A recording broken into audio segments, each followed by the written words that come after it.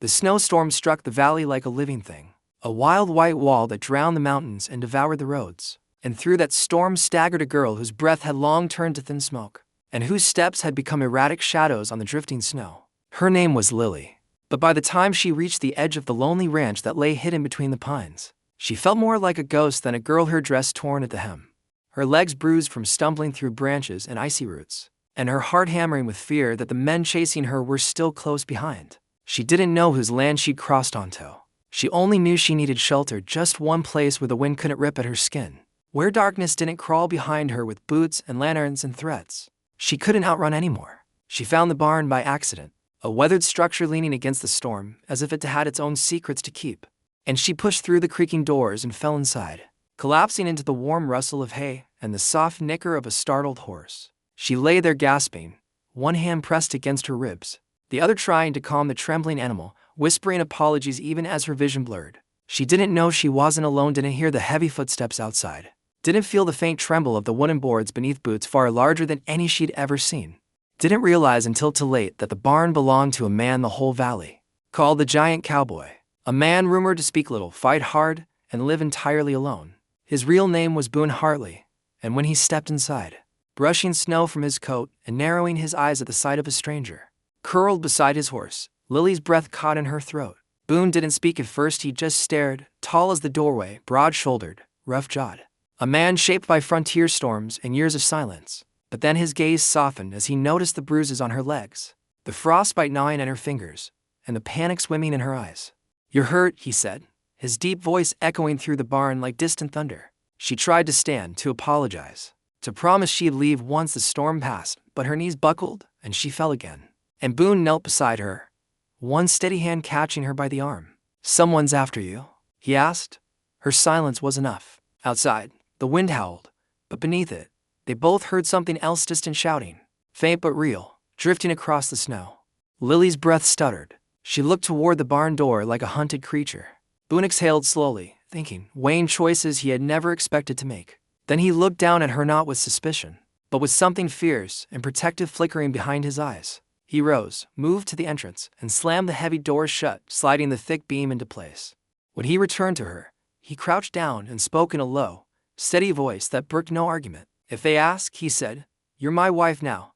Lily's eyes widened in shock, confusion, disbelief. But Boone wasn't smiling. He wasn't joking. His voice held the certainty of a man who had lived long enough to know danger when he saw it, and long enough to know that there were things still worth protecting. Lily tried to ask why he would risk himself for a stranger, but Boone only shook his head, grabbed his coat, and wrapped it around her shoulders. "Because no one hides in my barn unless they're running from something worse than me," he muttered.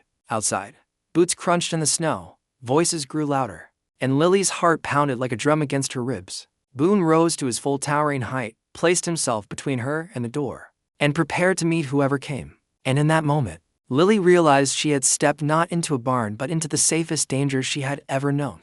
Knocking came hard enough to rattle the walls, and Lily felt her chest tighten as Boone strode forward, his massive frame casting a shadow across the barn door. He didn't look back at her. He simply rested one big hand on the wooden beam as if combing the very earth beneath him, then cracked the door open with a deliberate slowness that spoke louder than gunfire. Outside stood three men wrapped in dark coats, faces sharp with anger and breath steaming through the cold like smoke from a furnace. Their leader, a man with a scar across his cheek, lifted his lantern and glared into the barn. "We're looking for a girl," he said.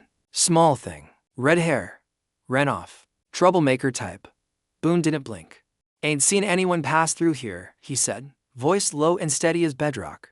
The men didn't seem convinced. One of them tried to peer round Boone, but the Giant Cowboy shifted, blocking the opening entirely, his shoulders filling the space like a living barricade. "You're alone out here," the leader pushed. "Storm like this, mind if we check inside for tracks?" Boone leaned forward an inch, enough to force the man to step back. "I mind," he said simply. Behind him, Lily held her breath, trembling not just from fear but from the overwhelming realization that this solitary giant was lying to armed men without hesitation. The scarred man sneered. "Why risk your hide for someone you don't even know?"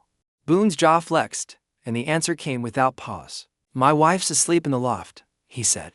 "I don't let strangers near her." Lily covered her mouth to stifle the sound that rose in her throat, a mix of shock and something unbearably tender. Boone continued, She's feverish. Been that way for days. If you bang on this door again, you'll wake her. And trust me, you don't want to wake my wife. Something in his tone fierce, possessive, honest in its lie made the men hesitate. After a long moment, the leader cursed under his breath and stepped back. If you see anyone, you'd better tell us. She belongs to someone important. Boone didn't flinch. Not anymore, he murmured, unheard by them. When the men finally trudged away into the snow, Boone closed the door and bolted it again, the tension in his shoulders melting only when he turned back to Lily. She stood trembling beside the horse, Boone's coat slipping down her arms, her eyes wide with gratitude she couldn't put into words. You shouldn't have, she started, but Boone raised a hand. I said you're my wife? He replied quietly. That means you're safe as long as you're here. Lily's breath caught, not from fear, but from the way those simple words wrapped around her, like a promise forged from iron and warmth. Boone approached her, gently lifting her leg to examine the bruises hidden beneath dirt and torn fabric. You ran a long way, he murmured. She nodded. I didn't know where else to go. Boone's eyes softened. You came to the right place. He bandaged her wounds with surprising gentleness for such a massive man, his rough hands moving with care as though she were something fragile he refused to break. When he finished, he helped her to the hay bed in the corner, brushed straw from her hair, and said softly, Rest. I'll keep watch. And for the first time in days, Lily let herself close her eyes not because she was tired, but because she finally felt safe. Outside, the wind howled, but inside the barn, the giant cowboy kept vigil, his silhouette framed by lantern light as he stood guard over the girl fate had placed in his care. Neither of them knew what tomorrow would bring. They only knew that something had shifted, something that felt like destiny, or danger, or maybe the beginning of a story neither of them had expected to share. And somewhere deep inside, Lily realized she didn't fear the claim Boone had made at the door. If they ask, you're my wife now. Because for the first time, the word didn't sound like a trap. It sounded like a promise, a future, a chance she never thought she'd get. Asterisk.